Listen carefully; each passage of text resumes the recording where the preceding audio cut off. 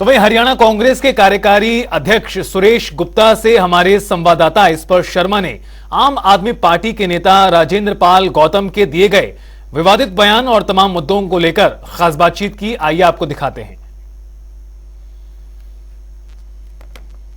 सुरेश गुप्ता जी हमारे साथ बात करने के लिए मौजूद है। सर, आम आदमी पार्टी के पूर्व मंत्री रहे एमएलए हैं राजेंद्र पाल गौतम, मंदिर को लेकर जिस तरीके से उन्होंने बयान दिया, विवाद जो है देखने को लगातार मिलता हुआ नजर आ रहा है, किस तरीके से आप इसको देखें? किसी भी हिंदुस्तान में राजनीतिक पार्टी के नेता को किसी भी धर्म के ऊपर कोई आक्षेप नहीं करना चाहिए।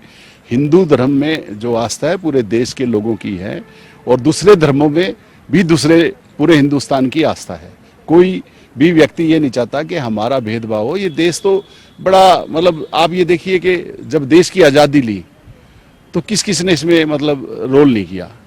क्या मुसलमानों ने नहीं किया? क्या हिंदुओं ने नहीं किया? क्या सिखों ने नहीं किया? कुर्बानियां किसकी सबसे ज़्यादा हैं? हर आदमी ने इस देश की आज़ादी के अंदर काम किया है और आज कोई दूसरा आदमी उसका ठेका लेने लगे तो ये बहुत बुरी बात है। और कांग्रेस पार्टी का इस भारत की आज़ादी के अंदर महान योगदान है, उसको कोई भुला नहीं सकता, ऐसा मैं समझता हूं। और इस तरह के जो बयान है वो किसी भी राजनीतिक पार्टी के नेता को नहीं देने चाहिए। कार्रवाई करनी चाहिए सर। पहले भी अविवादित उन्होंने बयान दिया था, मंत्री पद से हटाया गया था, लेकिन अभी भी जो है पार्टी में वो देखने को मिलते हुए नजर आते हैं। ये कार्रवाई करनी है तो आम आदमी पार्टी करे, केजरीवाल जी सोचेंगे करनी है कि नहीं करनी है, ये तो उनकी पार्टी का मुद्दा है, हमारा तो है नहीं। इसके अलावा सर, हम 3 राज्यों के चुनाव को देखे, आज बीजेपी संसदीय दल की बैठ 5 राज्यों में था।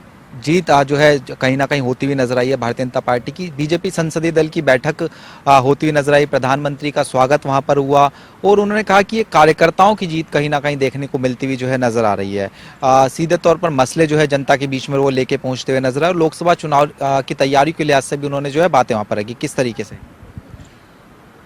कांग्रेस पार्टी ने हिंदुस्तान के चुनाव में 5 स्टेटों का चुनाव था और तेलंगाना, छत्तीसगढ़, मध्य प्रदेश और राजस्थान में हमने 4 करोड़ 90 लाख वोट लिए हैं और भाजपा जो इतनी खुश है उसको 4 करोड़ 81 लाख वोट मिले हैं। हिंदुस्तान की जनता राहुल गांधी जी में, हमारी पार्टी के राष्ट्रीय अध्यक्ष खड़गे जी में पूरी आस्था रखती है और कांग्रेस पार्टी का हर आदमी, हिंदू धर्म चाहे मुसलमान धर्म, चाहे क्रिश्चियन, चाहे जैन धर्म, चाहे बौद्ध धर्म, सभी धर्मों का, हमारे सिख धर्म का, हम सब का सम्मान करते हैं।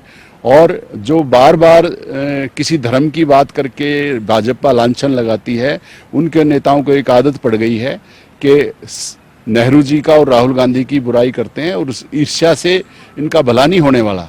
कांग्रेस पार्टी अपने कदमों पे चल रही है और हमें बहुत अच्छा वोट मिला है और लोकसभा में हम इन्हीं जगह पे सीट जीतेंगे।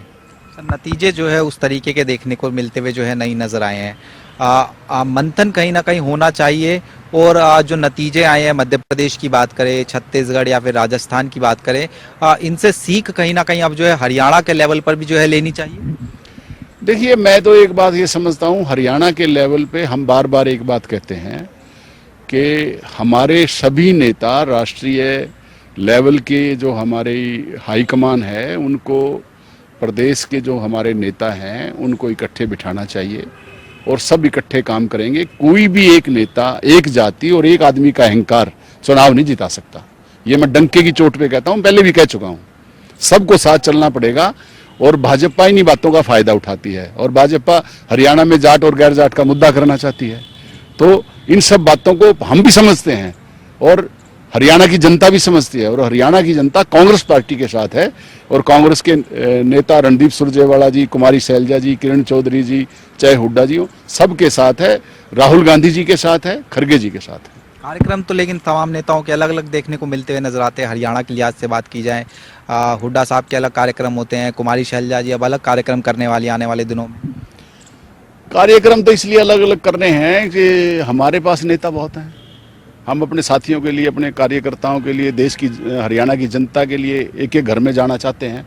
अगर एक ही आदमी एक जगह लगा रहेगा तो सब मिलकर एक जगह काम करेंगे तो पूरा हरियाणा तो बहुत बड़ा है, 90 विधानसभा है, 10 लोकसभा है, सब में जाना, सबको काम करना है। कुमारी शैलजा जी भी हमारी नेता हैं, रणदीप सुरजेवाला जी भी हमारे नेता हैं, किरण चौधरी भी हमारी नेता हैं, हुड्डा जी भी नेता है प्रदेश के। एक बयान और निकलकर सामने आ रहा है नेताओं का लगातार कि जो एक साथ चुनाव है, लोकसभा की बात की जाए और विधानसभा चुनाव की बात की जाए, हो जाए तो कोई ऐसी बड़ी दिक्कत नहीं है। बीजेपी के नेता खासतौर पर ये जो है बात कहते हुए नजर आते हैं। किस तरीके से कांग्रेस इसको देखती है? भाजपा झूठ बोलती है। भाजपा अगर ये 7 चुनाव कराना चाहती है तो रोका किसने है? हम तो तैयार हैं। हरियाणा की जनता है ही कांग्रेस के साथ, भाजपा के साथ है नहीं। वो उनका काम है झूठ बोलना। अगर चुनाव कराना है तो ऑथेंटिक बयान हरियाणा के मुख्यमंत्री आदरणीय खट्टर साहब को देना चाहिए। कांग्रेस तैयार है पूरी तरह एक साथ चुनाव? तैयार है। हम तो बहुत दिनों से तैयार हैं। हम तो इंतजार कर रहे हैं कि कब चुनाव हो और हमारी सरकार बने।